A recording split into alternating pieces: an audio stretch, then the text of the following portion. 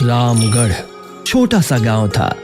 दिन में खेतों की चहल पहल, तालाब पर औरतों की हंसी और बच्चों की किलकारियां गूंजती। सब कुछ सामान्य दिखता, लेकिन सूरज ढलते ही गांव बदल जाता। दरवाजे बंद हो जाते, गलियां वीरान हो जाती। वजह थी गांव के बाहर खड़ा वो पुराना पीपल का पेड़, जिसे देखकर हर किसी की रूह कांप उठती। तू उधर मत जा, वहाँ रात को भूत रोते हैं। हाँ, मेरी अम्मा कहती है उस पेड़ में कोई रहता है। तभी वहां पर गांव के बुजुर्ग श्यामलाल आते हैं और बच्चों को चेतावनी देते हैं। अरे अरे, कान खोल कर सुन लो। अंधेरा होने से पहले ही घर पहुंच जाना ठीक है।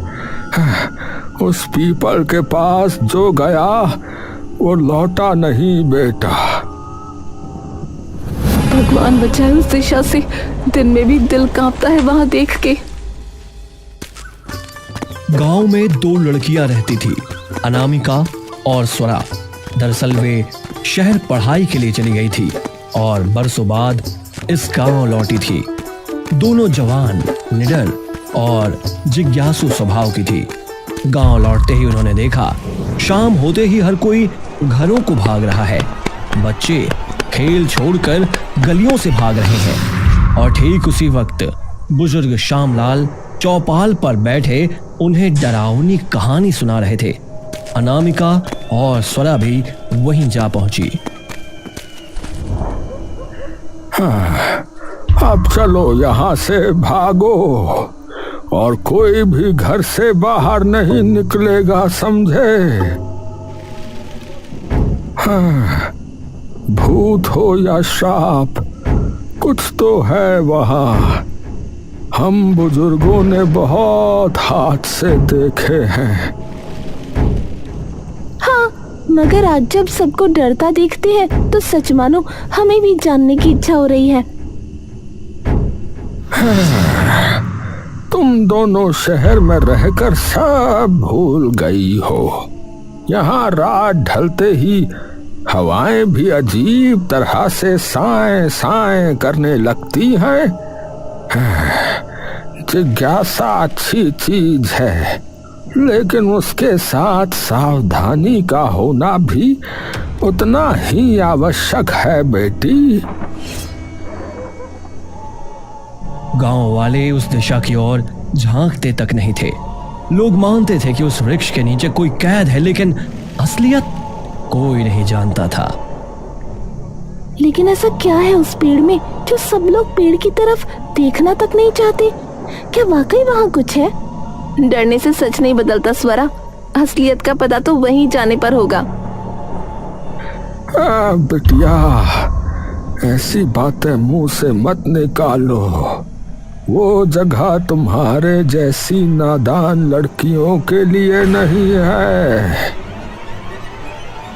दादा, अगर असलियत किसी को नहीं पता तो ये मान्यता कैसे फैली? क्योंकि जिसने भी उस पेड़ के पास कदम रखा वो लौटकर गांव में दिखाई नहीं दिया। नाम पहचान सब वहीं खत्म हो गया। या तो वो कहानियों में गुम हो गए या फिर आपके डर ने उन्हें निगल लिया। इतना कहकर दोनों अपने घर चली गई, लेकिन वो बात उन्हें बहुत ही अजीब लग रही थी। क्या आज भी भूत प्रेत होते हैं या फिर ये सब बस किस्से कहानियां हैं? घर पहुंचते ही इतने सालों बाद गांव आए हैं और टाइम पास के लिए भूत वाली कहानी मिल गई।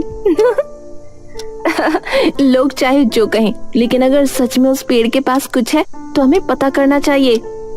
तू हमेशा ऐसे ही बोलती है, लेकिन अगर सचमुच कुछ हुआ तो भी डरकर भागना सही नहीं है। सच का सामना करना चाहिए। एक रात अनामिका ने एक बेहद अजीब सपना देखा। उसने देखा कि एक बूढ़ा आदमी सफेद लंबे बालों वाला कांपते हाथों से उसकी ओर बढ़ रहा है और उसे आवाज दे रहा है, मुझे मुक्त करो, मेरी मदद करो, वरना सब नष्ट हो जाएगा। स्वरा, मैंने सपना देखा, एक बूढ़ा आदमी मदद मांग रहा था, कह रहा था मुक्त करो वरना सब नष्ट हो जाएगा। ये तो बहुत डरावना है, लेकिन इसका मतलब क्या हो सकता है? पता नहीं, लेकिन जो भी है वो बहुत बुरा और डरावना था। कुछ दिनों तक वही सपना उसे बार बार आने लगा। फर्क बस इतना था कि अब वही सपना स्वरा को भी आने लगा। स्वरा ने अनामिका को अपनी बात बताई। अनामिका, मैंने भी वही सपना देखा, वही बूढ़ा, वही शब्द, वही मदद की पुकार। कमाल है, एक ही सपना हम दोनों को, ये संयोग नहीं हो सकता। अगली सुबह जब वो गांव में घूमने निकली तभी थोड़ी परेशान दिखी और उन्हें सामने चौपाल पे श्यामलाल दिखा गए। उनके पास जाकर उन्होंने कहा, दादा, हमें अजीब सपने आ रहे हैं, पेड़ और कोई बूढ़ा आदमी दिखता है, लगता है जैसे हमें सच दिखाया जा रहा हो। अरे सपने कभी कभी हमें चेतावनी देते हैं, कभी वो चेतावनी, कभी सच और कभी सपने सपने ही होते हैं। तो हम इसे क्या समझें? अरे इसे सपना समझकर भूल जाओ और क्या। इतना कहकर श्यामलाल वहां से चले जाते हैं, लेकिन अनामिका और स्वरा कुछ सोचती है और उसी शाम दोनों ने हिम्मत जुटाई और उस वृक्ष के पास पहुंची। सूरज ढल चुका था, चारों ओर धुंध और अजीब सा सन्नाटा था। पीपल के नीचे मिट्टी उखड़ी हुई थी, वहां से एक अंधेरी सुरंग जाती दिखी। अनामिका देख, यहाँ पर एक रास्ता है। अरे हाँ, चल चलते हैं, आज सच का पता लगा ही लेते हैं। दोनों ने हाथ कसकर पकड़े और मशाल लेकर उस अंधेरे सुरंग में उतर गई। मशाल की लौ कांप रही थी, जैसे हवा भी उन्हें रोकना चाहती हो। अनामिका, हम अंदर तो आ गए हैं, लेकिन यहाँ अंधेरा बहुत गहरा है, मुझे बहुत डर लग रहा है। हाथ पकड़ो स्वरा, डर कर कुछ नहीं मिलेगा, हमें सच जानना है। मशाल की लौ भी अजीब तरह से हिल रही है, लगता है जैसे कोई हमें देख रहा हो। सावधान रहो, हर कदम सोच समझ कर रखना, यहाँ सिर्फ अंधेरा ही नहीं, खतरा भी है। सुरंग के अंधेरे में चलते हुए अचानक अनामिका और स्वरा को किसी बूढ़े आदमी की आवाज सुनाई दी। बेटियों, मेरी मदद करो, मैं यहाँ कैद हूँ, मुझे बचाओ। अनामिका और स्वरा ने देखा कि ये आवाज तो किसी अदृश्य दिशा से आ रही थी। अचानक उनके सामने एक धुंधली परछाई उभरी जो धीरे धीरे आकार ले रही थी। अनामिका, क्या वो वही बूढ़ा है? हाँ, उसकी आत्मा हमें बुला रही है, हमें उसकी मदद करनी होगी। वहां बूढ़ा रोता हुआ एक जंजीर से बंधा था। उसकी आंखों में डर और आशा दोनों झलक रहे थे। बाबा, आपको ऐसे किसने जंजीरों से जकड़ा है?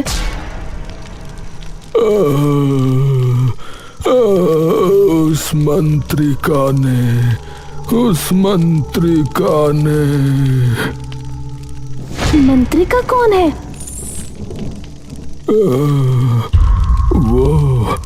वो एक तांत्रिक है।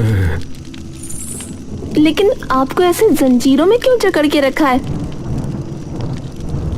वो मुझसे बड़ी तांत्रिक बनना चाहती है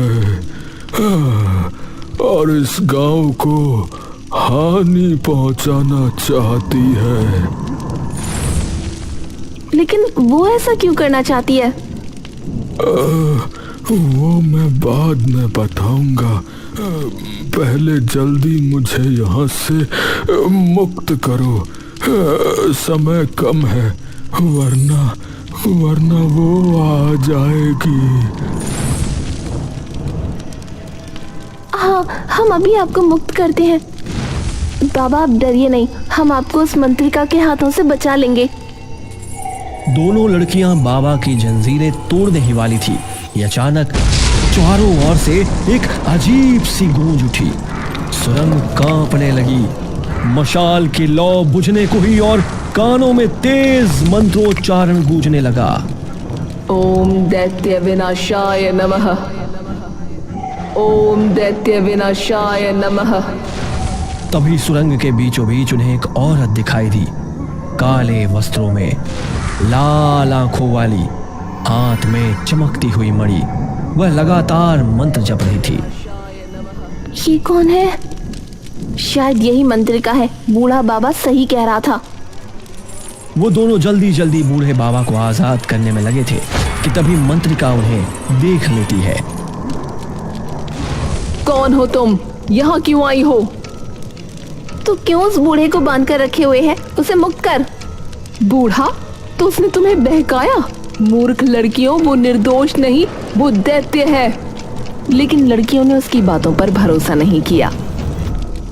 तुझे धोखे की आदत होगी, पर हम इतनी आसानी से हार नहीं मानेंगे। वो दैत्य नहीं है, तू झूठ बोल रही है। उसे मुक्त करने से तू हमें नहीं रोक सकती, लेकिन हम तुझे रोक सकते हैं। तुम दोनों गलत कर रही हो।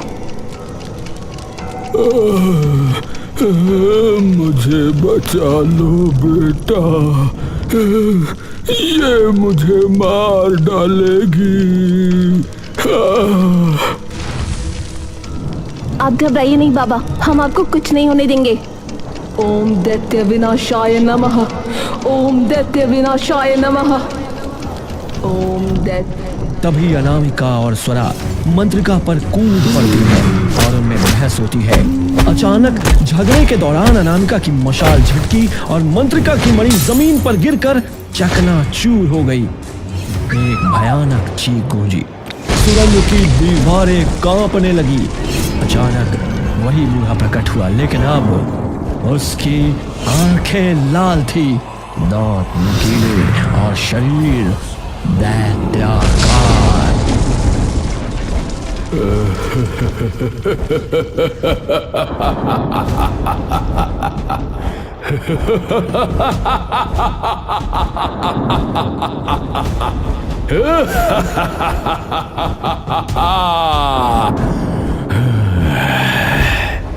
आखिरकार आजाद हो गया मैं।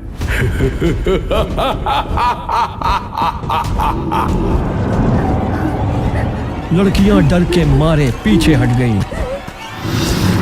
मूर्ख लड़कियों, माता चंडी ने उसे कैद किया था ताकि गांव बचा रहे।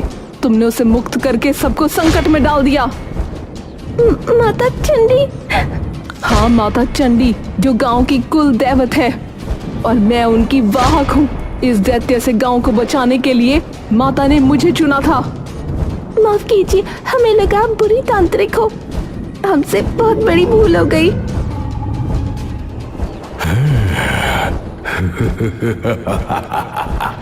अब कोई नहीं बचा सकता तुम्हारे गांव को।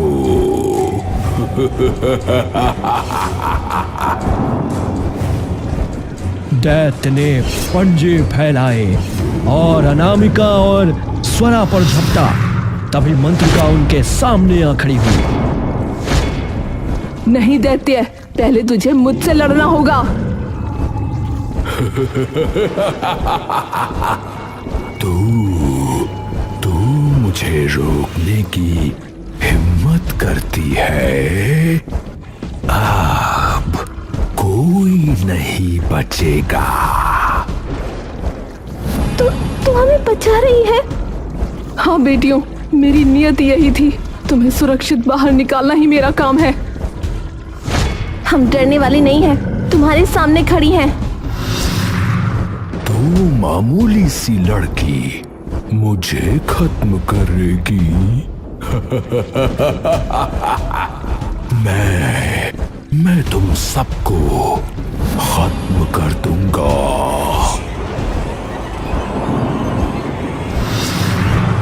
भीषण टकराव हुआ।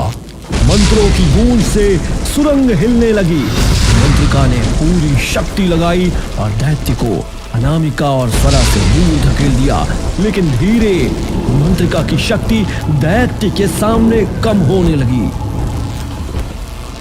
भागो अभी, वरना तुम भी नष्ट हो जाओगी। ये दैत्य पूर्णिमा तक इस गुफा के बाहर नहीं निकल सकता। तभी अनामिका और स्वरा ने देखा दैत्य उस मंत्रिका पर हावी हो रहा था। अनामिका और स्वरा को बहुत बुरा लगा, लेकिन वो चाह कर भी कुछ नहीं कर पा रही थी। तब एक छोटा सा पंछी वहां पर आया और मंडराने लगा। कुछ ही समय बाद एक रोशनी प्रकट हुई। वो रोशनी इतनी तेज थी कि दैत्य के साथ उन सब की आंखें बंद हो गई थी। उसी का फायदा लेके मंत्रिका अनामिका और स्वरा को लेके गुफा से बाहर आ गई। मौका देखते ही दोनों गुफा से बाहर आई और एक भयानक चीख उस गुफा से निकली। माँ चंडी ने हमें बचा लिया। हमें माफ कर दीजिए, हमें नहीं पता था आप माँ चंडी की वाहक हैं। हाँ, हमसे बहुत बड़ी भूल हो गई। सच में हम नहीं पहचान पाए आपको। लेकिन अब दैत्य आजाद हो चुका है, अब हम क्या करेंगे? वो अगली पूर्णिमा तक कुछ नहीं कर पाएगा। अब माता चंडी ही हमें मार्ग दिखाएंगी। सबने चंडी के लिए हाथ जोड़ के प्रार्थना की। वो दोनों, उन्हें सिर्फ एक ही चिंता थी, आने वाली पूर्णिमा के बाद वो दैत्य सब कुछ खत्म कर देगा। लेकिन उसके पहले दैत्य का खात्मा करना होगा। लेकिन कैसे? अनामिका, हमें पूर्णिमा से पहले कुछ करना होगा। अब हमें माता चंडी ही बचा सकती हैं। उस रात अनामिका और स्वरा सो रही थी। जैसे ही नींद गहरी हुई, उनके सपनों में अचानक एक तेज रोशनी आई। वो रोशनी धुंधली रूप में बदलकर माता चंडी बन गई, जो उनके सामने खड़ी थी। बेटियों, डरो नहीं, मैं तुम्हारी मदद के लिए आई हूँ। माता चंडी, आप सच में आप हैं? हाँ, मैंने तुम्हें इसलिए सपने में बुलाया क्योंकि असल में समय बहुत कम है। मैं तुम्हें बताऊंगी कि कैसे दैत्य को हराया जाए। माता चंडी ने दोनों के सामने दैत्य को मारने की योजना स्पष्ट की। उन्होंने दिखाया कि किस तरह पूर्णिमा की रात वृक्ष के नीचे गुफा में अग्निकुंड और मंत्रों की सहायता से दैत्य का दैत्य स्वरूप समाप्त किया जा सकता है।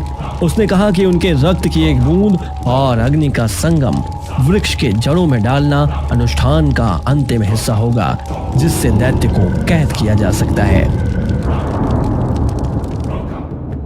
हम करेंगे माता चंडी, लेकिन ध्यान रखना, डरना नहीं है। दैत्य तुम्हें डराएगा, तुम्हारे मन को कमजोर करेगा।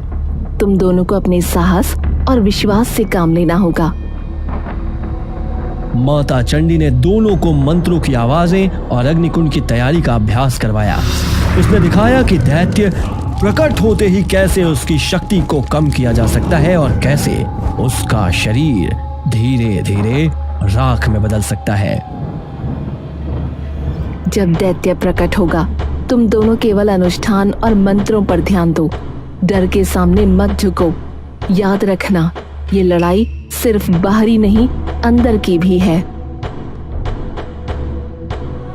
जैसे ही शाम हुई, मंत्रिका अनामिका और स्वरा ने माता चंडी की हिदायतों को याद करते हुए पूर्णिमा की रात के लिए डरते हुए वृक्ष के गुफा में तैयारी शुरू कर दी। चारों ओर दीपक जलाए गए और मंत्रों का जाप शुरू किया।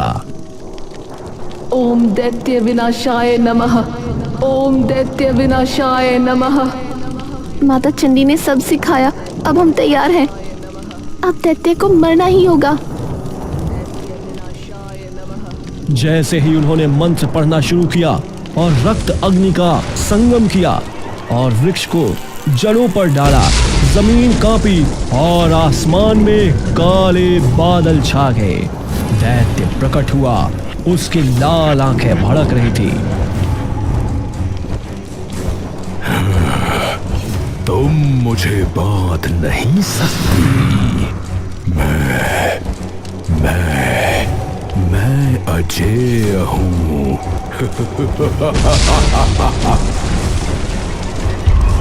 हम हार नहीं मानेंगे।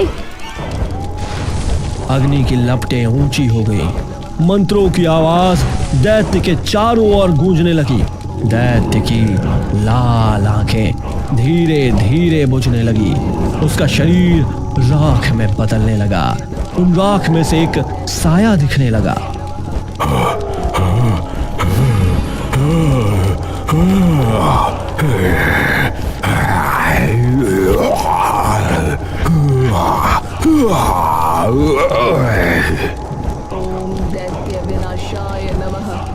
जैसे ही दैत्य राख में बदलने लगा, अचानक चारों ओर धुंध गहरी हो गई। उस धुंध के बीच एक रोशनी फैलने लगी और उसी रोशनी से बूढ़ा दादा प्रकट हुए। उनका रूप अब शांत था और आंखों में गहरी पीड़ा थी। देखो दादा। बेटियों, तुमने मेरी आत्मा को मुक्त किया। अब हमें सुकून मिलेगा। लेकिन दादाजी, आप कैसे यहाँ और दैत्य के रूप में कैसे कैद हुए? तभी पूरा दृश्य बदल गया, मानो समय पीछे लौट गया हो। बरसों पहले यही गांव, लोग समृद्ध थे। गांव का रक्षक था वही बूढ़ा दादा, जो उस समय एक शक्तिशाली तांत्रिक और जादूगर था। शुरू में तो वह गांव की रक्षा करता था, लेकिन धीरे धीरे उसका हृदय घमंड और शक्ति की भूख से भर गया था। अब मैं ही इस गांव का स्वामी हूं। मेरी शक्ति के बिना कोई श्वास भी नहीं ले सकता। लोग डर के साए में जीने लगे। दादा बलिदान मांगने लगा, गांव वालों को अपने वश में करने लगा। उसकी आंखों में लालच और चेहरे पर अहंकार था। हे माता, हे देवी, हमें बचाइए, ये हमें नष्ट कर देगा। हमें बचाइए माता। तभी गांव की कुल देवी चंडी प्रकट हुई। सफेद आभा, लाल तिलक और तेज से चमकता हुआ रूप। रुक जा, तू अपनी शक्ति का दुरुपयोग कर रहा है। ये गांव मेरा है, मैं इसकी रक्षक हूँ। मुझे कोई नहीं रोक सकता, न तू और न तेरा ये श्राप। मैं अमर हो जाऊंगा। दादा ने चंडी को ललकारा, मंत्रों से युद्ध छेड़ दिया, लेकिन देवी के सामने उसकी शक्ति कमजोर पड़ गई। देवी ने दंड देते हुए अपने त्रिशूल से धरती पर आघात किया। अहंकारी, तू दैत्य बनकर उसी वृक्ष की जड़ों में कैद रहेगा। जब तक तेरी आत्मा अपने पापों का पश्चाताप नहीं करेगी, तू शांति नहीं पाएगा। और देखते ही देखते दादा का रूप विकृत होकर दैत्य में बदल गया। उसकी आंखें लाल, शरीर भयानक और जंजीरों में जकड़कर पीपल की जड़ों के नीचे कैद हो गया।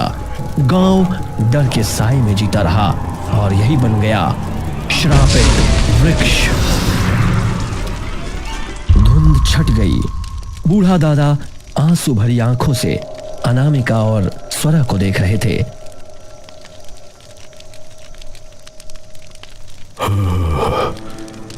बेटियों, यही मेरा सच है। मेरे बापों ने मुझे बांध दिया, और तुम्हारे साहस ने ही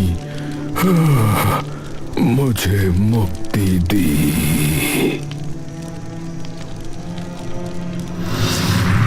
तभी प्रकाश का एक गोला बना और उसी से मां चंडी प्रकट हुई, लेकिन इस बार वो भयावह नहीं बल्कि कुल देवी के दिव्य स्वरूप में थी। आप तो गांव की रक्षक देवी हैं। हमें लगा आप तांत्रिक थी। मैं तुम्हारे गांव की कुल देवी हूँ। मुझे चंडी नाम से पूजा जाता है, लेकिन जब दैत्य की शक्ति बढ़ने लगी तो मैंने खुद को गुप्त रूप में छिपा लिया ताकि सही समय पर उसे रोक सकूं। मां चंडी ने दोनों लड़कियों के सिर पर हाथ रखा, उनकी आंखों में आत्मविश्वास और साहस भर दिया। बेटियों, तुम्हारे साहस से ही आज ये श्राप टूटा है। डर ने जिस सच को छुपाया था, तुम्हारे विश्वास ने उसे उजागर किया। माँ, हमने गलती से दैत्य को मुक्त किया, लेकिन आपने हमें रास्ता दिखाया। यही नियति थी। जब तक इंसान अपनी गलती नहीं देखता, वो सुधार नहीं पाता। तुम दोनों इस गांव की सच्ची रक्षक हो। इतना कहकर देवी का स्वरूप आकाश में विलीन हो गया, लेकिन उनके आशीर्वाद की रोशनी पूरे गांव पर फैल गई। गांव के लोग अगले दिन देख रहे थे कि श्रापित वृक्ष तो अब सामान्य लग रहा था। उसके नीचे कोई आहट, कोई चीख नहीं थी। पहली बार गांव में सुकून और आजादी की हवा बही। इस तरह अनामिका और स्वरा के साहस, चंडी के मार्गदर्शन और दादा की आत्मा की मुक्ति से रामगढ़ गांव उस श्राप से हमेशा के लिए आजाद हो गया।